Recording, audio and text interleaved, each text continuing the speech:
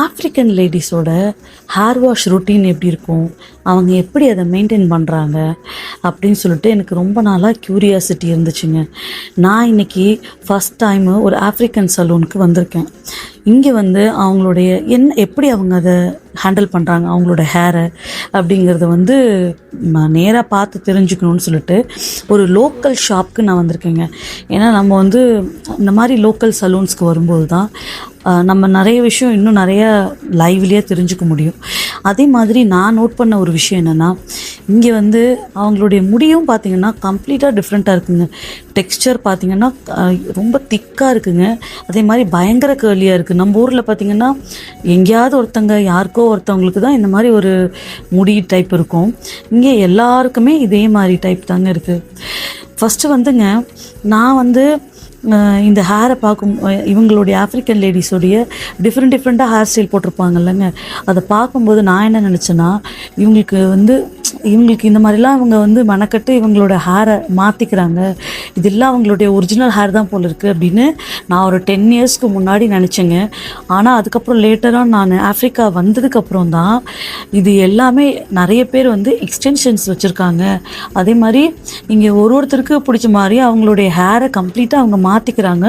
அதையும் இவ்வளோ மெனக்கடுறாங்கங்கிறதே எனக்கு நான் ஆஃப்ரிக்கா வந்ததுக்கப்புறம் தாங்க தெரிஞ்சிச்சு. ரொம்ப பொறுமை வேணுங்க. இது அவ்வளோ சிம்பிளே கிடையாது. எனக்கெல்லாம் அவ்வளோ பொறுமையே கிடையாதுங்க. இவங்கள பார்க்கும்போது நான் வந்து நிறைய பேஷன்ஸ் எனக்கு கற்றுக்கணும்னு நினைக்கிறேங்க. அப்புறங்க நம்ம ஊரில் நம்ம ஹேர் வாஷ் பண்ணுறோம் இல்லைங்க, ஆஃபன் அடிக்கடி பண்ணுறோம் இல்லையா, அந்த மாதிரிலாம் இங்கே கிடையாதுங்க. ஏன்னா இவங்களுடைய ஹேர் டைப்பை பார்த்திங்கன்னா இதை மெயின்டைன் பண்ணுறதுங்கிறது அவ்வளோ ஈஸி கிடையாது. அதுக்காக ஒருத்தங்களுமே இங்கே வந்து பார்த்திங்கன்னா சலூனில் வந்துட்டு தான் ஹேர் வாஷ் பண்ணுறாங்க மேக்ஸிமம் எனக்கு தெரிஞ்ச வரைக்கும். இவங்களுக்கு பார்த்திங்கன்னா ஜென்ரலாகவே ட்ரையாகவும் திக்காகவும் இருக்குங்க ஹேரு. அதனால இவங்க வந்து ஷியா பட்டர் இருக்கிற மாதிரி ஷாம்பூஸ் யூஸ் பண்ணுறாங்க. அண்ட் நல்ல ஒரு மாய்ஸ்சரைசிங் ஷாம்பு தான் யூஸ் பண்ணுறாங்க. அதே மாதிரி மெயின்டெனன்ஸ் அவ்வளோ ஈஸியே கிடையாதுங்க. நிறைய கேர் தேவைப்படுது. அண்ட் எவ்ரிடே கூட பார்த்திங்கன்னா, ஏன்னா அவங்க ஹேர் வாஷே ஒன்ஸ் இன் அ வைல் தான் பண்ணுறாங்கங்கும்போது எவ்ரிடே பார்த்திங்கன்னா அவங்க வீட்டில் வந்து அதை எப்படி மெயின்டைன் பண்ணணுங்கிறதுக்காக சில ப்ரொசீஜர்ஸ் வச்சுருக்காங்கங்க. அதே மாதிரி இங்கே வந்து பிரைட் பண்ணுறதுக்கு கூட இங்கே வந்து சலூனுக்கு வந்து தான் பண்ணிக்கிறாங்க. எக்ஸ்டென்ஷன்ஸ் கூட எல்லாமே ஹேர் சம்மந்தப்பட்ட எல்லாமே வந்து சலூனில் தான் வந்து அவங்க பண்ணிக்கிறாங்கங்க. இங்கே நான் உங்களுக்கு வந்து ஒரு ஹேர் வாஷ் மட்டும் நான் காமிக்கிறேன் பாருங்கள். எப்படி வந்து ப்ராப்பராக அவங்க அதை க்ளீன் பண்ணி ஃபஸ்ட்டு வந்து செக்ஷனாக பிரித்து தான் அவங்க பண்ணுறாங்க. அதே மாதிரி ஒரு செக்ஷனை அவங்க ப்ராப்பராக க்ளீன் பண்ணி ஷாம்பு போட்டு நீட்டாக ட்ரை பண்ணி அவங்க ப்ராப்பராக ஹேண்டில் பண்ணி அனுப்புகிறாங்க. நம்ம ஊரில் நடக்கிற மாதிரி இது 5 மினிட்ஸ் வேலை இல்லைங்க. நம்ம ஊர்லேயே கொஞ்சம் டென்ஸாக இருக்கிற ஹேருக்கெலாம் பார்த்திங்கன்னா ஒரு 10 மினிட்ஸ் 15 மினிட்ஸ் ஆகுதுங்க. இங்கே வந்து பார்த்திங்கன்னா நியர்லி ½ டே கூட ஆகுங்க.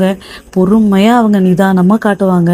அதோட மோஸ்ட் என்னென்னா, இவங்க அந்த பிளேட் மாதிரி போடுறாங்கல்ல, இவங்களுடைய ரொம்ப ஃபேமஸான ஒரு ஹேர் ஸ்டைல் இருக்குங்கல்ல, குட்டி குட்டியாக ஜடையாக இருக்குமே, அந்த ஹேர் ஸ்டைல்ஸ்க்கெல்லாம் பார்த்திங்கன்னா மோர் தென் ½ டே ஆகும்.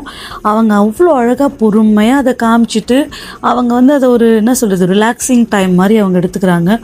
எப்போல்லாம் அவங்களுக்கு ஒர்க் இல்லையோ, எப்போல்லாம் அவங்க நல்லா ஒரு ஃப்ரீயாக இருக்காங்க அப்படிங்கும்போது ஹாலிடேஸில் தான் யூஸ்வலி இந்த ஒர்க் அவங்க வச்சுருக்காங்க. விமன் எல்லாம் ஒரு நல்லா இருக்கும் இல்லைங்க. நமக்கு ரொம்ப ஒரு ஃப்ரீக்வெண்ட்டாக போயிட்டு ஒரு சலூனில் போயிட்டு நம்ம வந்து டைம் ஸ்பெண்ட் பண்ண மாதிரி இருக்கும்.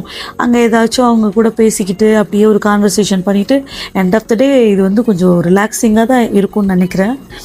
ஸோ எனக்கு இதை பார்த்ததில் வந்து ஒரு நல்ல ஒரு எக்ஸ்பீரியன்ஸ் கிடச்சிச்சு ஆஃப்ரிக்கன் விமன் அவங்களுடைய ஹேர் மெயின்டெனன்ஸ் பற்றி. நீங்கள் இந்த vlog-ஐ பார்த்துட்டு என்னெல்லாம் ஃபீல் பண்ணீங்கங்கிறது கமெண்ட்டில் சொல்லுங்கள். If you like this video, please subscribe my Tamil Safari Diaries YouTube channel. Thank you so much. Bye.